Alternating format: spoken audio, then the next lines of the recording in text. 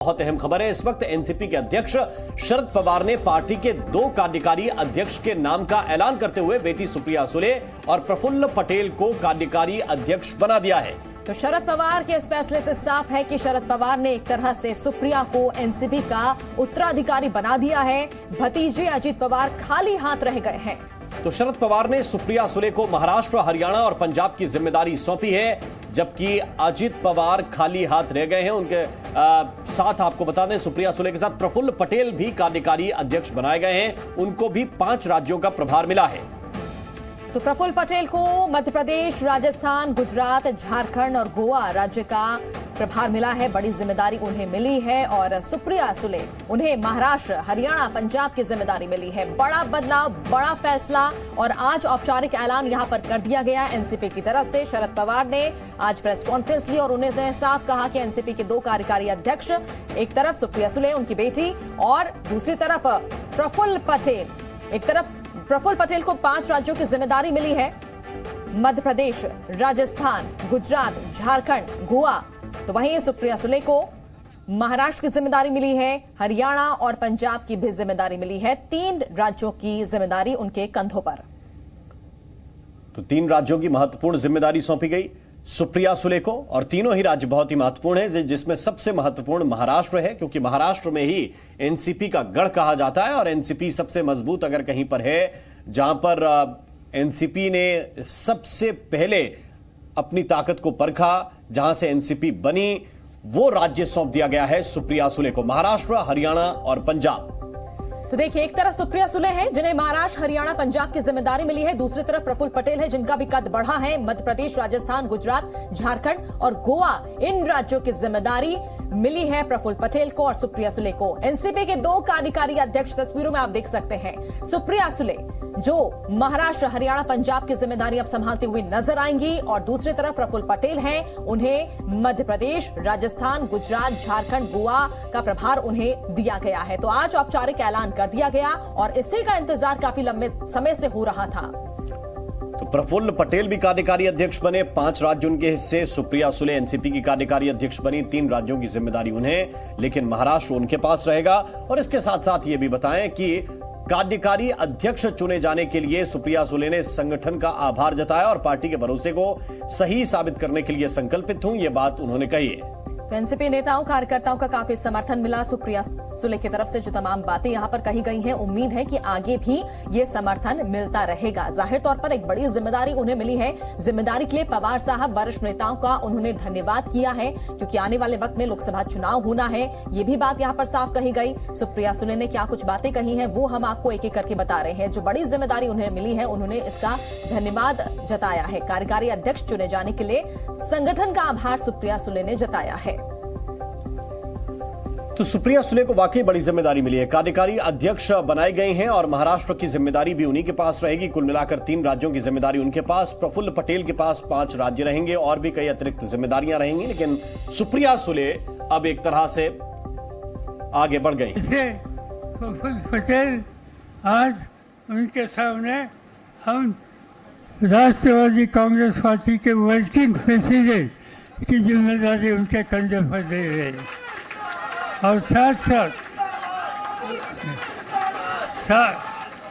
साथ उनके पास मध्य प्रदेश, गुजरात, राजस्थान, झारखंड, गोवा राज्यसभा का काम और इन राज्यों की जिम्मेदारी उनके कंधे पर दे रहे।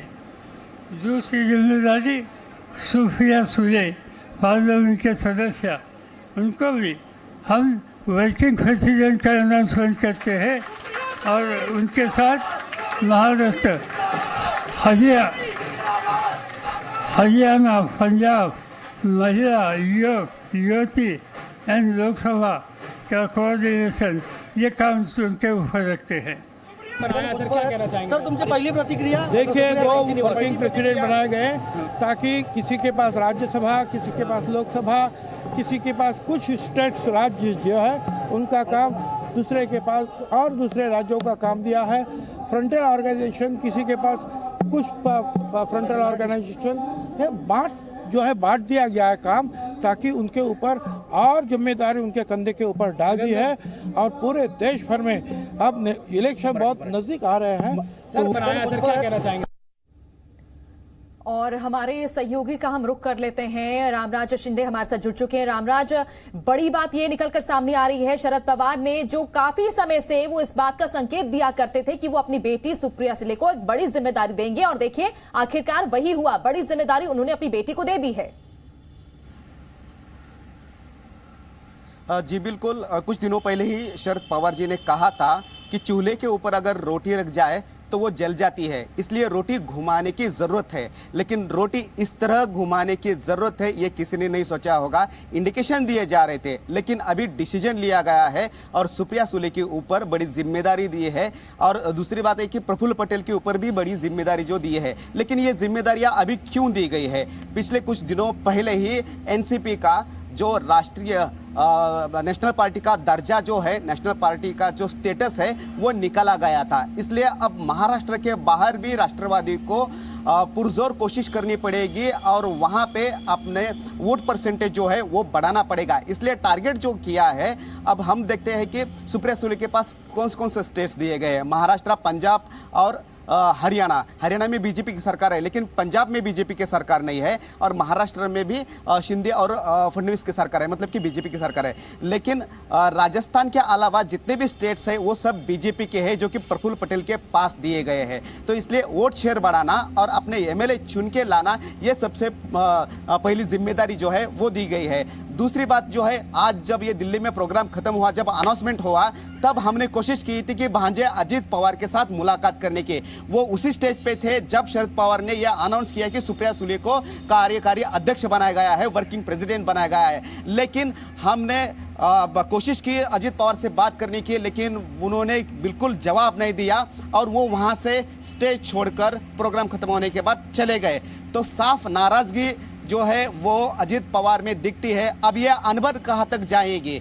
ये जो लव है वो क्या आग में परिवर्तित हो जाएगी क्या? ये हमें देखना पड़ेगा, क्योंकि आने वाले वक्त में अजीत पवार क्या निर्णय लेते हैं वो भी देखना पड़ेगा। क्योंकि ये जो अनाउंसमेंट की गई है उसमें अजीत पवार को कोई भी स्थान, कोई भी जगह नहीं दी गई है। 2 वर्किंग प्रेसिडेंट बनाए गए हैं। और जब हमने बाकी नेताओं से भी बात की है, उनका कहना था कि महाराष्ट्र के बाहर एनसीपी बढ़ाना ये काम है और इसमें सभी का सहयोग है और सभी का समर्थन है। लेकिन क्या यह सहयोग अजीत पवार का होगा? क्या समर्थन अजीत पवार का होगा? एक सवाल बहुत महत्वपूर्ण है। बीते दिनों जब नामंजूर किया गया शरद पवार का इस्तीफा पार्टी के नेताओं के द्वारा, तो कहा गया कि कार्यकारी अध्यक्ष बनाने चाहिए, ऐसा सुझाव तो तब आया था।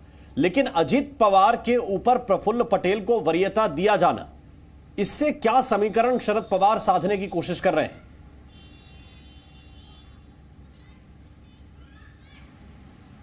बिल्कुल, प्रफुल्ल पटेल ये इम्पोर्टेंट नेता है और तब जब घोषणा की गई थी कि कार्यकारी अध्यक्ष भी बनाए जाएंगे, लेकिन अध्यक्ष तो शरद पवार ही रहेंगे अभी फिलहाल तो। लेकिन ये कहा जा रहा है कि सुप्रिया सुले को कार्यकारी अध्यक्ष बनाना ये पहली स्टेप है अध्यक्ष से पहले की, इसलिए कुछ भी हो सकता है। लेकिन दूसरा जो है प्रफुल्ल पटेल जो नाम आगे आया है वो शरद पवार के नज़दीकी है। और अगर अंदरूनी बात की जाए तो राष्ट्रवादी में प्रफुल्ल पटेल और अजीत पवार ये 2 गुट है।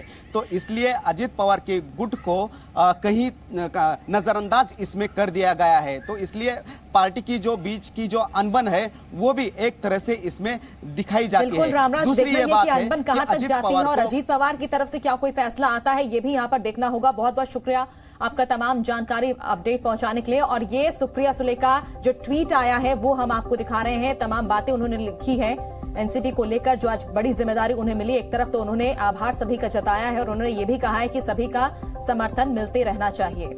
और इसका अनुवाद भी आपको दिखा रहे हैं। एनसीपी की वर्षगांठ के अवसर पर आयोजित एक कार्यक्रम में मुझे और प्रफुल्ल भाई पटेल को कार्यकारी अध्यक्ष चुना गया। मैं इसके लिए पार्टी संगठन का हृदय से आभारी हूं। पार्टी द्वारा मुझ पर जताए गए भरोसे को सही साबित मैं करूंगी। इस बीच एक बड़ी खबर आ रही है। महाराष्ट्र के एक और शहर में हिंसा हुई है। जलगांव में बीती रात 2 युवकों के बीच मामूली विवाद हिंसक झड़प में बदल गया, जिसके बाद 2 समुदाय आपस में भिड़ गए। और आरोप है कि बीती रात कुछ युवक एक मंदिर के आसपास घूमते नजर आए, जिसके बाद कुछ लोगों ने उनसे सवाल जवाब करना शुरू कर दिया और फिर दोनों गुटों में गाली गलौज हुई। इस दौरान दोनों समुदायों में पत्थरबाजी भी हुई है और मंदिर के आसपास तोड़फोड़ भी की गई है। घरों और गाड़ियों में तोड़फोड़ की गई। मौके पर पहुंचकर पुलिस ने मामला शांत कराया। हिंसा के बाद इलाके में 2 दिन के लिए धारा 144 लागू कर दी गई है। महाराष्ट्र के जलगांव का मामला, जहां पर यह हिंसा की खबर आ रही है। मंदिर के आसपास गाड़ियों में तोड़फोड़ की गई और फिलहाल मौके पर पुलिस ने पहुंचकर मामला शांत कराया। तो मंदिर परिसर में ये पत्थर जो पड़े हुए हैं तस्वीरों में आप देख सकते हैं। बताया जा रहा है कि 2 युवक यहां पे घूम रहे थे, उनसे वजह पूछी गई। वजह पूछने के बाद विवाद हुआ। विवाद के बाद हिंसक झड़प हुई और फिर 2 गुट आमने सामने आ गए, जिसमें काफी पत्थरबाजी की खबर भी इस वक्त मिल रही है। नीलेश हमारे सहयोगी जुड़ चुके हैं हमारे साथ। नीलेश, मंदिर के आसपास इस तरह की जो तस्वीरें सामने आई हैं, पत्थरबाजी यहां पर हुई है। हालांकि फिलहाल मामला पुलिस ने शांत करा लिया गया है, लेकिन क्या हुआ था, आखिर हिंसा कैसे हुई? जी बिल्कुल, आपको बताएं कि ये तस्वीरें जलगांव इलाके की हैं। एक मामूली विवाद होता है 2 गुटों में। ये बताया जाता है कि 2 युवक होते हैं और ये मंदिर के परिसर के इर्द गिर्द घूमते नजर आते हैं, जिनसे जब सवाल जवाब किया जाता है तो बहस करने लगते हैं और बहस के बाद गाली गलौज होती है। गाली गलौज होने के बाद जो दोनों पक्ष हैं वो कुछ दूरी पर जाते हैं और उसके बाद दोनों ही पक्षों की तरफ से एक मॉब जो है वो बीच बाजार इस चौक पे पहुंचती है और यहाँ पर जो हिंसा है वो एक बार फिर से शुरू हो जाती है, क्योंकि लगातार हम देख रहे हैं महाराष्ट्र के कई जिलों में लगातार जो हिंसा का घटनाक्रम है वो लगातार देखने मिला और इसी सिलसिले में बीती रात ये घटना होती है। ऐसे में एहतियातन पुलिस मौके पर पहुंचती है, लेकिन जो पत्थरबाज हैं वो लगातार न सिर्फ पुलिस वालों के ऊपर बल्कि जो आस पड़ोस में रहने वाले घर हैं उनके ऊपर भी पथराव किए जाते हैं। ऐसे में मामले की गंभीरता को देखते हुए सेक्शन 154 धन्यवाद आपका इस पूरे अपडेट के लिए। जी न्यूज़।